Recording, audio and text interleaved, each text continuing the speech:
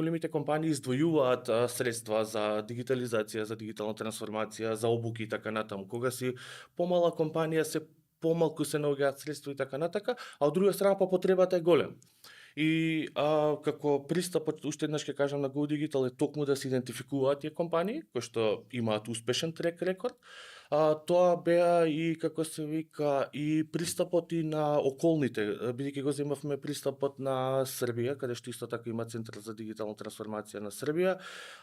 Таму е вклучена и владата во целата, Министерство полјопривреда, мислам дека е, и пристапот на Словенија, каде што тие ги идентификуваат и нашиот пристап исто така, оние компании кои што се микро, мали и средни, меѓутоа се бават со извоз и производство.